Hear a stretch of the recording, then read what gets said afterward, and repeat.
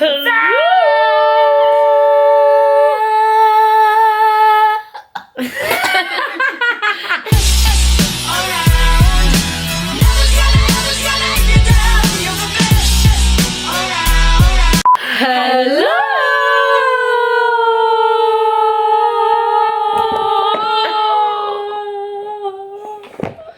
échapper toute la main. What's up guys, fait qu'aujourd'hui je suis à LA, je suis avec mes girls, Maud, Cindy, Hey! What's up? Yes! On va pas vous mentir, on va vous dire la vérité tout de suite. On est un petit peu pompette, ok? On a bien une couple de petits drinks, une coupe de verre, de vin. Un petit peu. Mais là on a une idée de vidéo puis ça nous tentait de la faire live. Donc là on avait envie de vous aider à résoudre vos problèmes d'amour. On était là, fuck all. On veut jouer à Doctor Love. Et puis on s'est dit que, ben tu sais, avec nos expériences de vie différentes, nos âges différents, capables de vous amener une perspective différente à vos problèmes d'amitié, d'amour, de relations. Fait qu'aujourd'hui, ben on va essayer de vous aider là-dedans. Avec nos connaissances et notre perspective un petit peu pompette aussi. Commençons cette vidéo! Mon amie arrête pas de me parler d'un gars. Elle me dit qu'il est full gentil puis qu'elle le trouve full intéressant. Mais le problème, c'est qu'il a commencé à me parler puis ça clique vraiment bien. Je sais pas quoi faire. Aidez-moi, please. Aventure-toi pas là-dedans. Ok, attends, first of all, on va se le dire. Une loi non écrite, mais qui prédomine n'importe quelle loi au monde, c'est qu'en amitié, ok, surtout quand c'est tes best friends, si tes meilleurs amis ont été avec quelqu'un pis qui plaît avec cette personne-là, ben t'as pas d'affaire à aller avec cette personne-là. Il y a fucking 8 milliards d'humains sur cette planète, on est surpeuplé. Tu vas trouver un autre humain. Amen. Je pense qu'il faut communiquer. Ouais, mais moi, j'ai... Ça va dire Il ça à faut chaque... communication is key! Plus t'attends, plus c'est pire. Moins tu le dis vite, plus ça aggrave la situation, plus tu gardes ça mesquin puis underground. Puis je pense que si tu veux vraiment garder cet ami-là puis cet homme-là dans ta vie, faut vraiment que tu lui dises parce que sinon, à un moment donné, elle va se rendre compte. La vérité finit toujours par sortir. Puis quand ça va sortir, ça va être trop tard. Tu vas avoir déjà comme tout foiré la relation peut-être avec cette gars-là ou avec ton ami.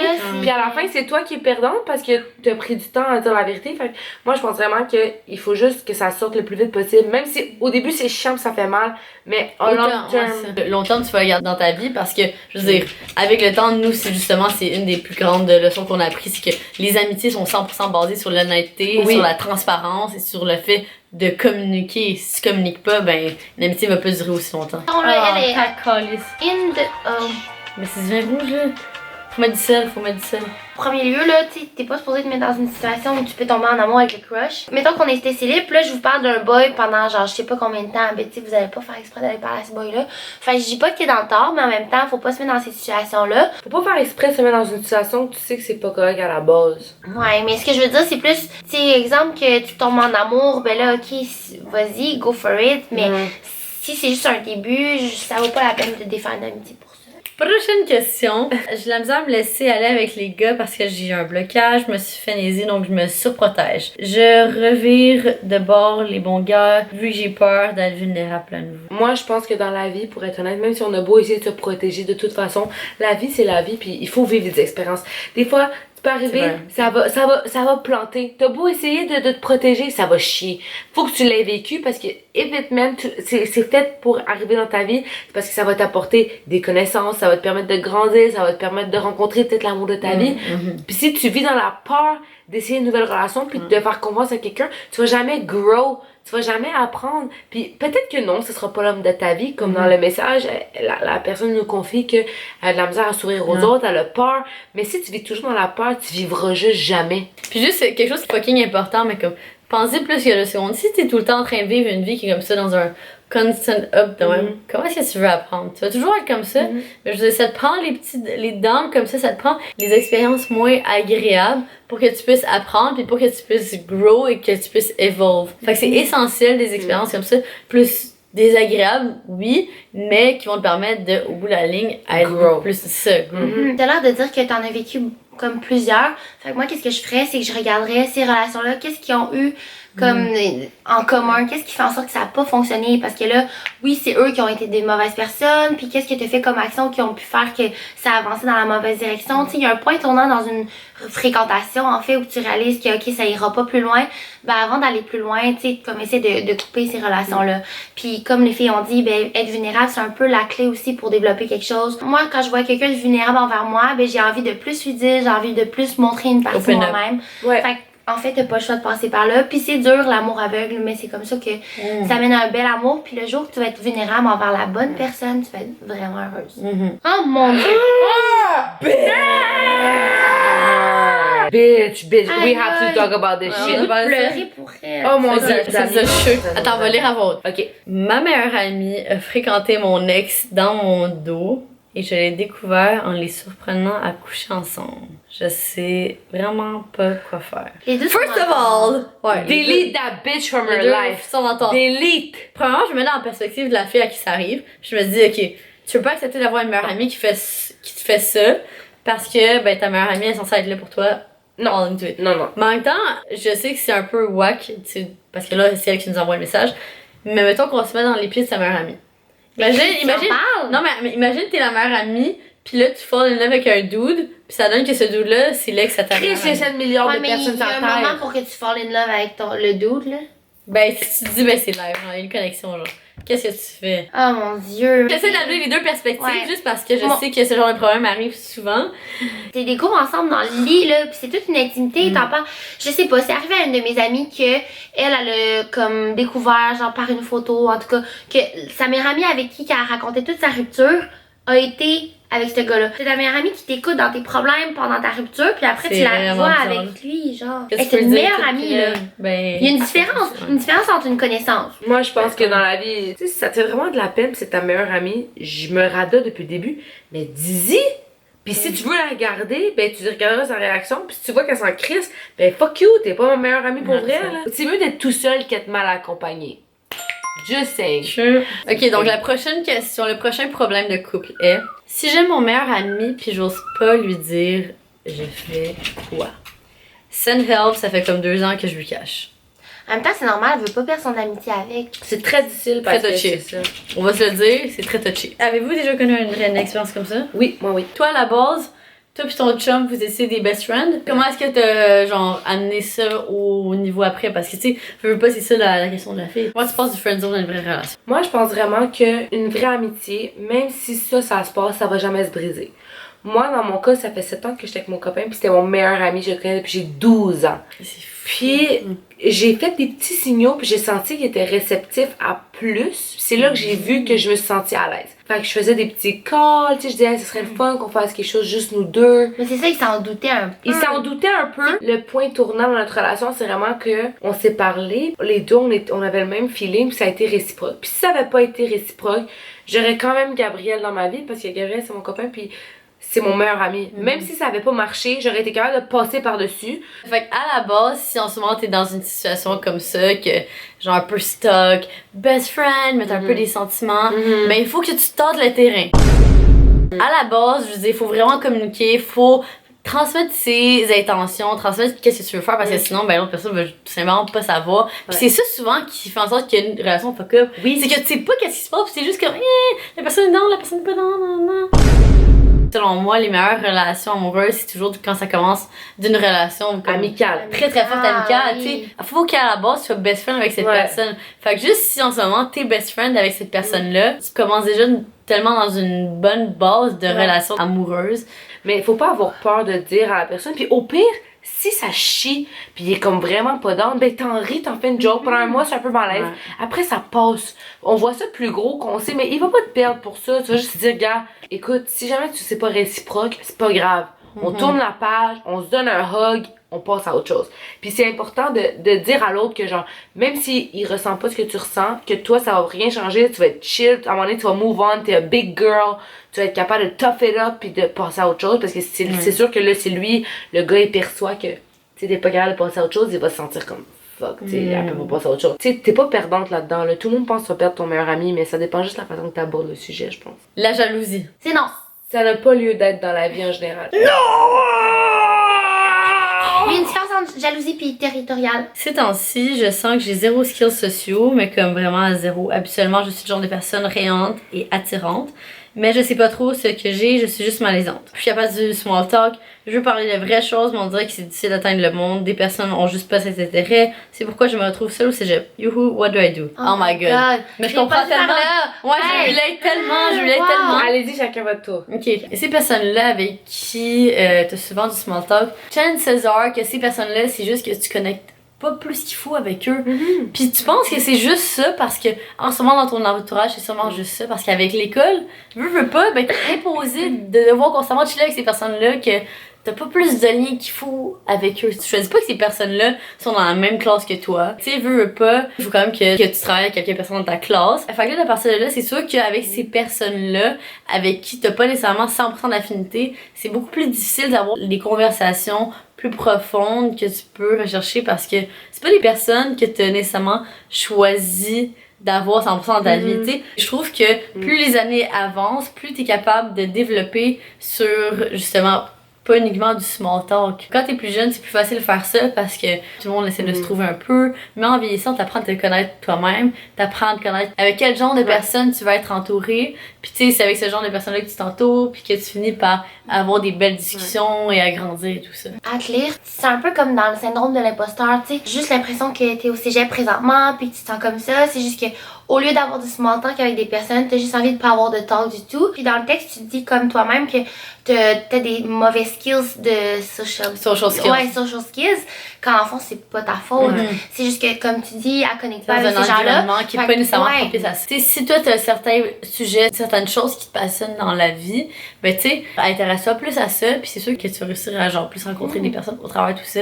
Tu vas réussir à avoir des meilleurs talks. La prochaine question, c'est mon problème, c'est qu'après un mois, j'endure plus mon chum puis je l'aime de moins en moins. Moi, je pense que sincèrement, c'est vraiment malhonnête envers toi-même puis envers lui de juste continuer une relation si tu sais dans le fond de toi que t'es pas heureuse là-dedans. Tu sais que c'est pas meant to be, tu sais que c'est de moins en moins. Fait que delete! Post and delete! Affronte la merde. Ça fait chier sur le coup? Ouais. But do it, girl. La prochaine, c'est ma best nous met toujours en compétition dans toutes les sphères de notre vie. Moi, on dirait que c'est bizarre. J'ai jamais eu beaucoup de compétition parce que je suis capable d'être dans l'ombre de quelqu'un. J'aime ça, genre faire mes propres choses. Puis je pense que j'en ai parlé, mais j'avais ma meilleure amie d'enfance. Mettons, on jouait à des jeux, puis elle aimait ça être la meilleure, elle aimait ça être la première. Puis j'étais comme, c'est good, je vais être la deuxième. Genre, j'aimais ça, comme, j'étais bien là-dedans. Ouais, c'est ça. Fait que c'est encore la même chose aujourd'hui, puis ça me permet d'avancer sans regarder ce que les autres font, puis genre, sans trop me comparer. Ben, si c'est peu importe ton domaine, je comprends ce que tu veux dire, mais on dirait que ça dépend dans qu'est-ce que je fais, genre. Parce qu'on dirait que dans certaines choses que je fais, je veux absolument, tu sais, exceller, puis je veux absolument être la meilleure, puis il y a d'autres choses que je suis comme. Tu sais, je let it go plus. Si tu sens que la personne a l'envie de ce que tu fais au lieu d'admirer, d'encourager, tu sais, comme nous, les trois ici présentes, je parle pour nous trois parce que je sais que les filles sont 100% d'accord avec moi, on vit les succès des autres avec les autres, puis on est contente pour les autres, puis on le vit avec les autres. Si tu sens qu'il y a vraiment de la jalousie, qu'il se passe quelque chose pour Maud, puis Cindy est jalouse, il se passe quelque chose pour Lucie, puis peu importe, ça, tu sais que c'est vraiment malsain, puis c'est de se demander est-ce que tu veux vraiment ça dans ta vie, cette énergie-là négative, puis c'est pas un bon vibe avoir ça dans sa vie. Dans le fond, il y a une compétition saine, puis une compétition malsaine. Puis sincèrement, je veux juste finir par dire une petite conclusion, si jamais ça fait le montage, mais peu importe l'âge, je pense que plus les années vont aller, plus tu vas voir les personnes qui sont vraiment là pour les bonnes raisons. Puis si t'es en compétition avec une amie, c'est pas nécessairement des signes d'une bonne amitié, à mon avis. Je pense que des amitiés saines, c'est supposé se élever vers le haut et non se tirer vers le bas, c'est supposé s'encourager à grow, à avoir du succès, à s'encourager dans nos projets, à écouter l'autre, à être apte à ne pas juger. Puis je pense que c'est ça qui fait en sorte que ça va de l'avant. Puis un point qu'on est rendu dans notre vie, c'est juste avoir des personnes qui t'amènent le bon vibe que tu veux dans ta vie. Mais souvent, on a ce genre de petit feeling dans le ventre que t'es comme, je suis pas sûre de telle affaire. Ou juste un peu comme un petit feeling, this thing is a bit off, this is not working.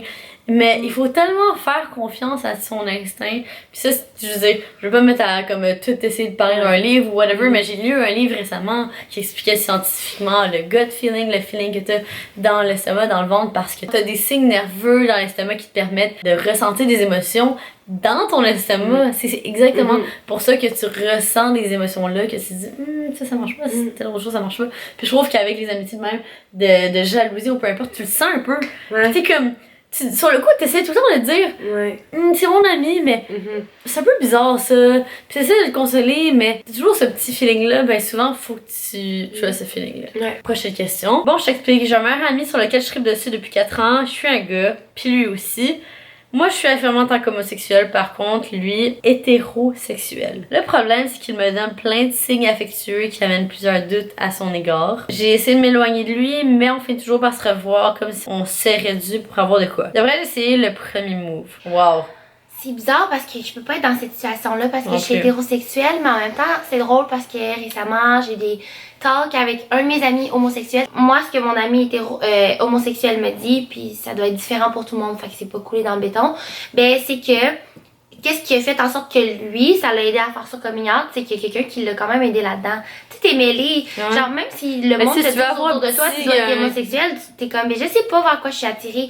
J'ai une autre de mes amies, elle s'est affirmée lesbienne, mais c'est parce qu'elle a été excitée par des femmes ensemble. Tu sais, je sais pas, ça prend un élément déclencheur. Fait que, je sais pas dans ton cas, je pense que tu vas prendre la bonne décision. Tu sais au fond de toi qu'est-ce qu'il faut, puis je pense que tu es capable de voir les signes. Mais je pense que, je veux dire, à la base, moi je me considère comme hétérosexuelle aussi, mais tu sais, ça m'est déjà arrivé d'avoir des questionnements dans le sens que, tu sais, je dirais pas que c'est une trend, mais j'ai l'impression que notre génération, il y a beaucoup de plus en plus de personnes qui sont ouvertes d'esprit et qui se dirigent vers la pansexualité, qui sont beaucoup plus attirées vers la personnalité d'une personne que son enveloppe physique et son sexe. Je trouve que comme la génération fait quand même beaucoup avec ça. Tu sais, notre génération et les humains tout court, on essaie constamment de mettre des étiquettes sur qui on est, c'est quoi notre orientation sexuelle, quel genre de personne on est, mais tout le monde vit sa sexualité d'une manière différente. Juste, toutes les trois ici, on a toutes des filles qui sont en couple, qui sont hétéros. Même là, on parle de nos relations sexuelles, on parle de notre sexualité, on les vit toutes d'une manière différente, on expérimente toutes d'une manière différente. Donc si même parmi une genre d'orientation, si on veut qu'un label de mis, on est tellement différentes. Je veux dire, imaginez toute la diversité qu'il y a dans tout le monde au complet. Pourquoi on essaye de mettre des labels puis des étiquettes sur quelque chose? C'est ça, des boîtes sur quelque chose qui ne devrait pas parce que c'est tellement divers. Tellement, mais ça me fait penser, dans le fond, là c'est qu'il y a un gars qui se dit homosexuel, puis là, c'est comme, il ose pas trop parce que l'autre est hétéro, fait que j'ai l'impression qu'il veut juste pas le pousser là-dedans, mais s'il se disait homosexuel, tu enlève le label, puis fais juste qu'est-ce que t'as envie, si tu sens qu'il y a une vibe, puis genre, oui. Le premier move, peut-être que ça peut faire peur, mais en même temps, ça peut aider beaucoup. Tu sais, les humains, on le sent quand il y a ce genre d'attirance physique. Si ce gars-là, tu le sais, il se prononce comme étant hétéro, ben, selon moi, soit qu'il a pas fait son coming out, soit qu'il veut pas nécessairement se le dire à lui-même, se l'affirmer à lui-même, parce que c'est quand même un gros step si on veut. Et puis, ben là, ben, il est tombé sous le champ de toi, la personne qui a écrit ce message-là. Peut-être que ce gars-là, en fait, est pansexuel, peut-être, tu sais, on sait pas que c'est quoi sa sexualité, mais veut pas, ensemble, une connexion. Fait que je pense que tu devrais, tu sais, peut-être essayer de te manifester. Vas-y mollo, parce que c'est vrai que c'est sûr que ça peut faire peur, mais tant que tu t'exprimes, tant que tu sais, vous allez une étape à la fois, moi je pense que ça peut super bien se passer et c'est ça qui est important, tu sais. L'une de mes ex-amies me fait toujours chier, elle se prend pour une princesse, elle empoisonne les autres, je suis perdue. Mais si elle empoisonne les autres, ça veut dire que elle se sent comme toute seule à penser ça, puis elle sent que les autres voient pas la vraie facette de cette personne-là, puis ça arrive fréquemment autant que t'es 14 ans, que tu vieillis, puis à un moment donné, il faut juste accepter que tout ça c'est toujours, puis à un moment donné les autres vont voir la façon qu'elle est, puis tu sais c'est pas grave, si pour toi c'est une ex-amie, passe à autre chose. Fait que c'est tout pour cette vidéo les cocos, j'espère que vous avez apprécié. Nous on a quand même très intéressé de vous jaser tout ça. Et puis n'oubliez pas d'aller checker la chaîne à Mo, je vais la mettre down in the bio, et aussi la chaîne à Sid. On aura filmé plein de vidéos sur le temps ensemble. Et puis sinon n'oubliez pas de vous abonner à ma chaîne aussi, sinon. Et sinon on se voit dans une prochaine vidéo les cocos. Bye. Bye. Merci d'avoir fait vos confessions aussi. Oui, on les prend pas à la légère, puis c'était vraiment apprécié de nous faire confiance comme ça. On vous aime. Oh,